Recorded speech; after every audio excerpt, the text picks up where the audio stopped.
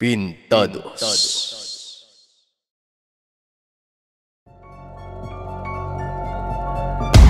Magandang gamitin ang mga kalabaw bilang sandata. Naaalala ko ang aking panahon.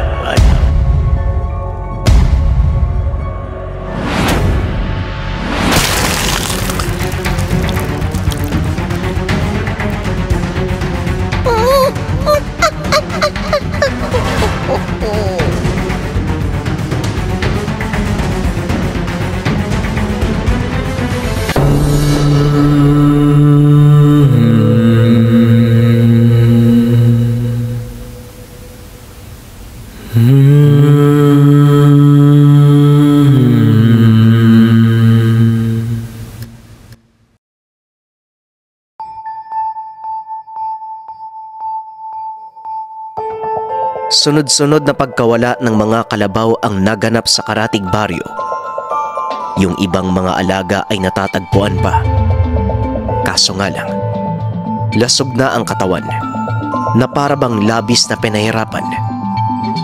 Wasak ang bungo, bali ang katawan, halos maputol na ang lahat ng buto.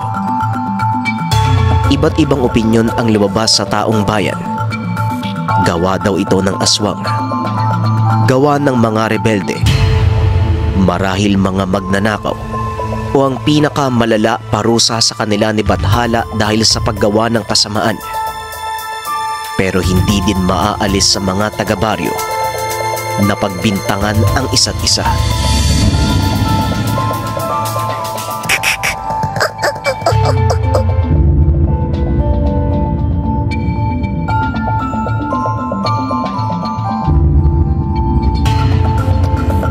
Hoy! Lumabas kayo dyan! Mga magnanakaw! Abay, oo nga. Walang ibang magnanakaw dito kung hindi ang pamilya niya. Mga salot sa baryo. Tama yan. Magkagulo kayo. Mga ututo.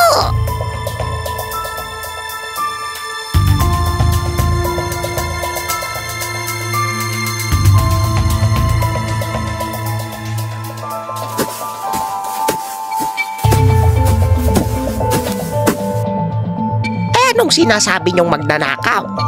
Ang lakas ng loob niyong magbintang sa harapan pa talaga ng bahay namin. Wala nga kayong pruweba eh. Subukan niyong pumasok sa bakuran nang makita niyo yung hinahanap niya. Hoy kayo! Umalis na kayo habang nakakapagtimpi pa ako. Grabe ang pambabastos niyo. Mga walang respeto. Ikaw, meron ka pang dalang itak. Kaya mo bang itagayan? Aba, ang yabang nito!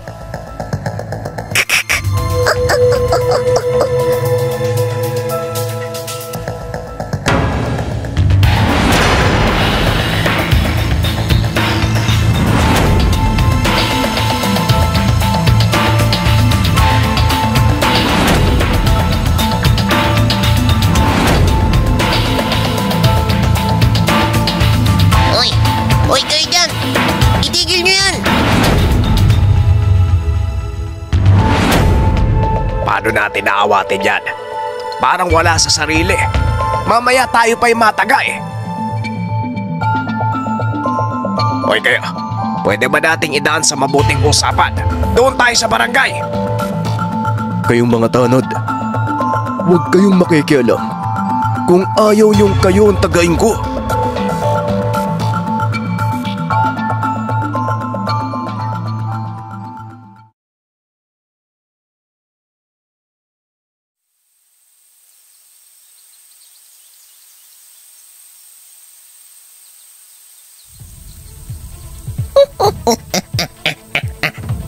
Hindi ka na makakawala, paslit. Kakainin kita. Tulong! Tulungan niyo ako! Tulungan niyo ako!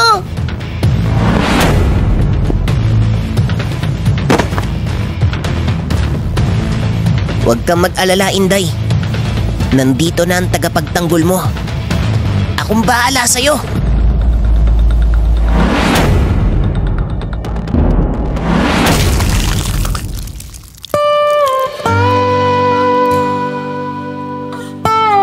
Sa ngalan ng pag-ibig, handa akong ialay ang buhay ko para sa'yo, Inday.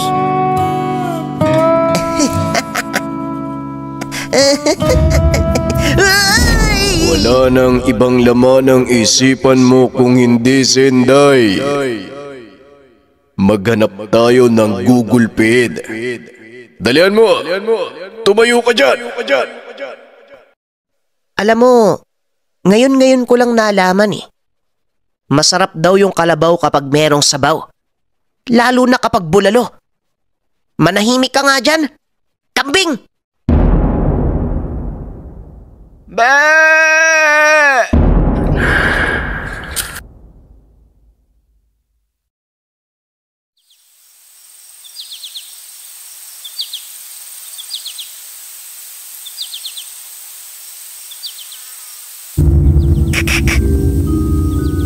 Nabalitaan mo na ba yung nangyari sa kagaya mong kalabaw? Ginawang sandata ng bungis-ngis. Hinahampas sa puno. Pinangpapatay sa mga aswang. Pinabali ang buta. Walang respeto sa pinakamalakas na nilalang. Walang respeto kay Haring Balaw. Natutuwa daw siya sa mga kalabaw dahil kawangis mo. Mukha daw kambing. Napakapangit. Ano? Sinong pangit? Sabihin mo sa higanting bulate na yan. Antayin niya ang pagdating ko.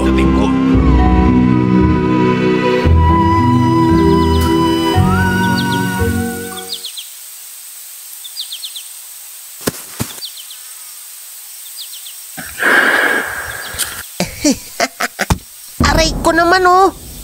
Ano ka bang kambing ka? Bakit mo kailangan mambato? Bumaba ka dyan. Aalis tayo. May pupuntahan tayong baryo. Anong gagawin natin dun?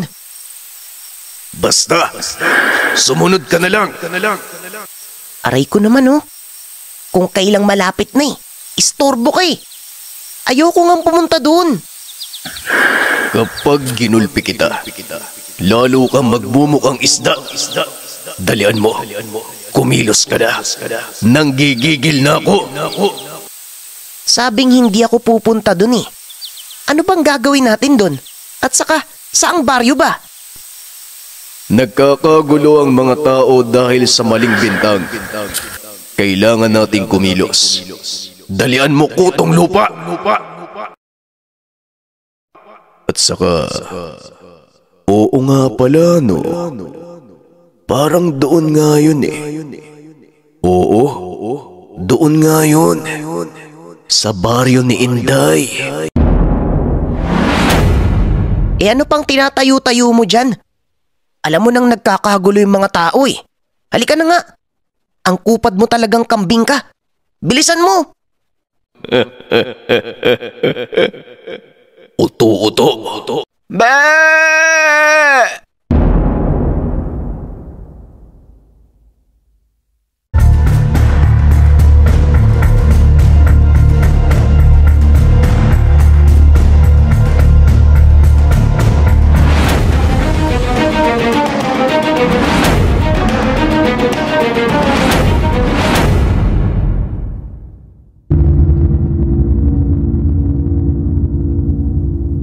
Tumigil na kayo. Walang magandang maidudulot yung ginagawa nyo eh.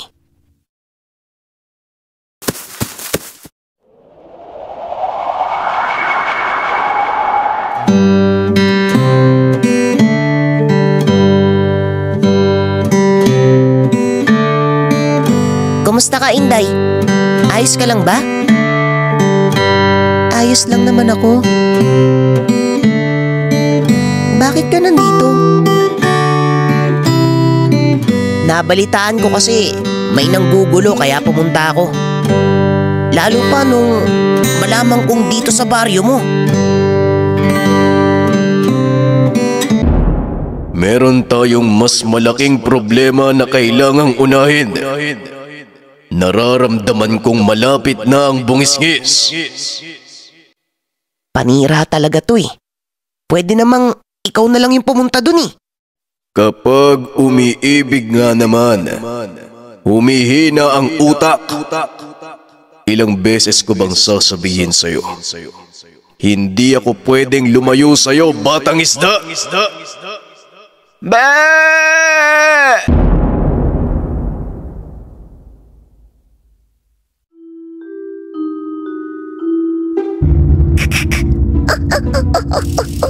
Haring bungis-ngis. Alam mo ba, ang sabi ni Haring Palaw, mukha ka daw higanting bulate.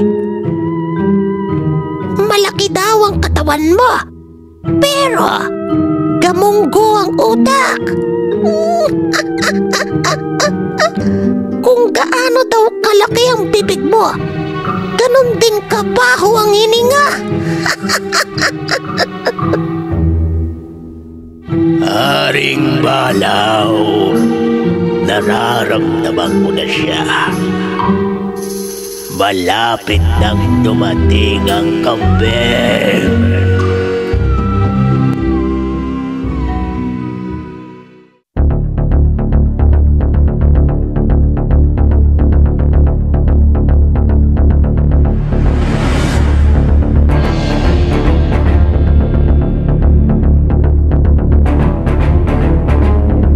Panibagong laban na naman ang masasaksiyan natin. Tama ka. Pero ngayon, parang mas kakampi ako kay Haring Palaw. Ayoko sa bungis-ngis.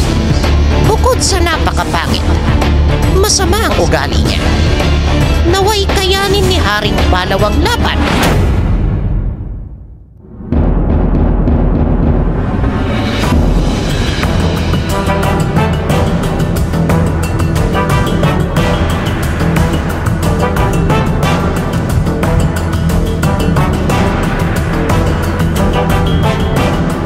Hoy, matabang pangit! Nagkakagulo yung mga tao dahil sa ginagawa mo. Bibigyan kita ng isang pagkakataon. Tumigil ka na!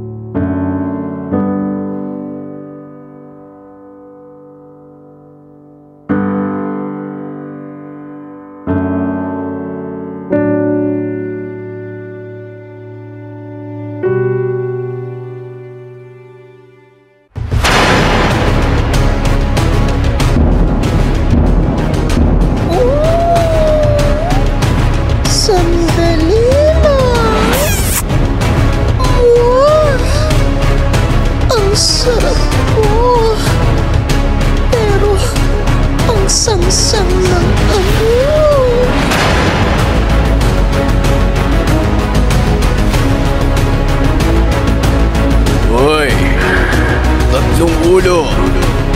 Bakit ka tumulong? Wala lang. Gusto ko lang.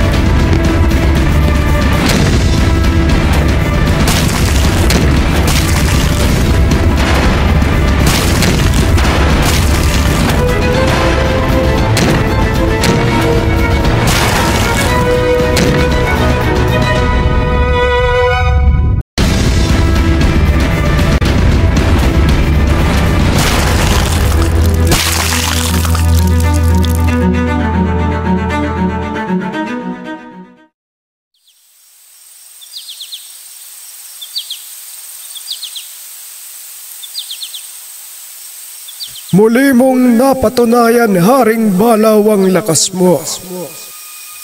Unti-unti naming tatanggapin kung bakit mo gustong tulungan ng mga tao. Aming pag-aaralan ang ipinaglalaban mong prinsipyo. Tama ka sa iyong prinsipyo, Haring Balaw. Kailangan nating tanggapin na kasama natin silang nangangalaga sa mundong ibabaw. Kaisa mo ko, Haring Balaw. Kung sino man ang tataliwa sa kasunduan ng mga tao at nilalang, hindi tayo magdadalawang isip. Nabigyan sila ng parusa. Asahan mo, Haring Balaw, kaming mga nilalang at elemento, magiging tagapagbantay ng sangkatauhan. Aalalay, tutulong sa abot ng aming makakaya upang bigyan sila ng proteksyon. Mabuhay ka, Haring Balaw! Mabuhay ang sangkatauhan!